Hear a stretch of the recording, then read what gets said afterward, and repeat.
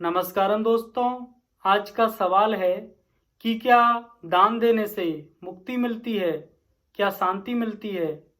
हमारे भारत देश में दान देने की बड़ी महिमा है और ऐसा कहा जाता है कि जो व्यक्ति दान देता है उसी को वापस मिलता है। मतलब जिसके जीवन में धन दौलत समृद्धि है तो उसका सीधा सा मतलब है कि वह अपने किसी न किसी जन्म में दान की पुण्य पारमी को बहुत पुष्ट करके आया है।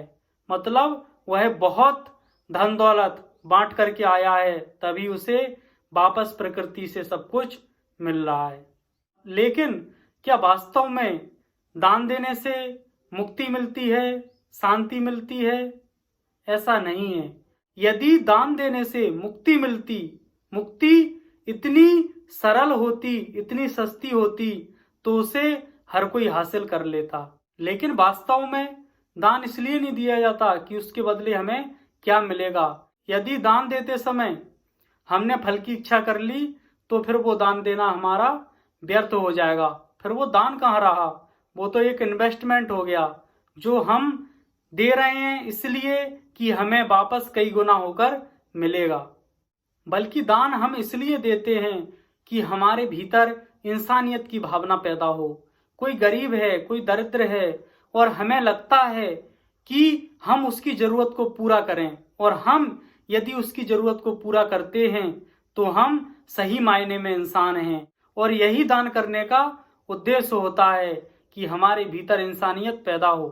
कोई एक बौद्ध भिक्षु किसी के घर में भिक्षा मांगने गया।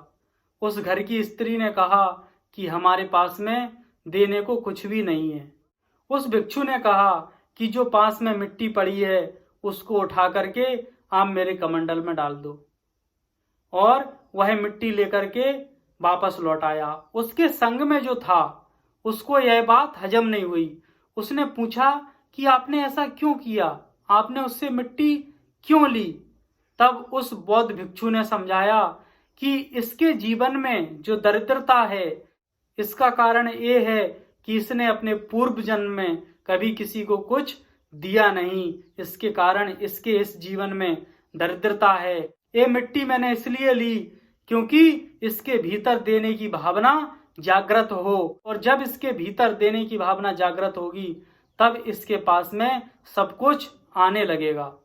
अब यहाँ पर दान देने वाले और दान लेने वालों को क्या सावधानी रखनी चाहिए, हमें ये समझने की जरूरत है। विपश्यना साधना में ये नियम है कि विपश्यना साधना सेवा समिति किसी भी उस व्यक्ति का दान नहीं लेती है जिसने विपश्यना साधना ना करी हो।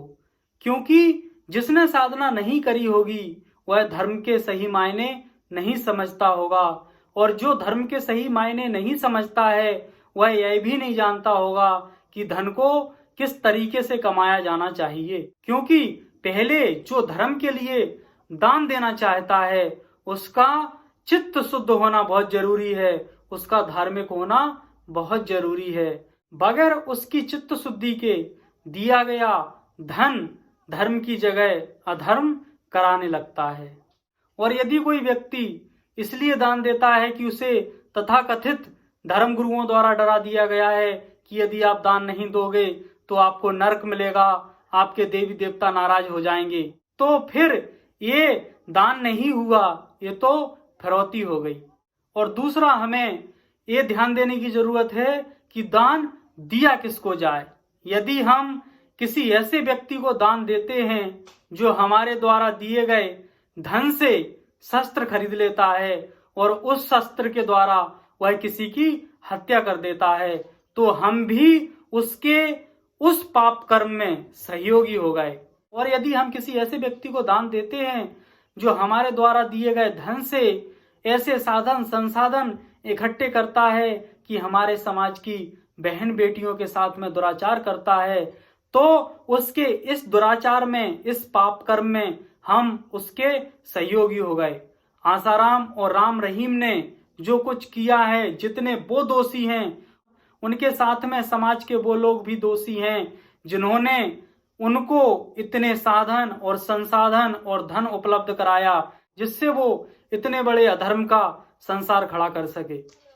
तो हमें दान देते समय अपने चित्त को शुद्ध करके दान देना है, और हम जिसको दान दे रहे हैं हमें उसको अच्छी तरह से समझना है कि कहीं हमारे द्वारा दिए गए दान से वह समाज का अहित तो नहीं कर रहा है। धन्यवाद।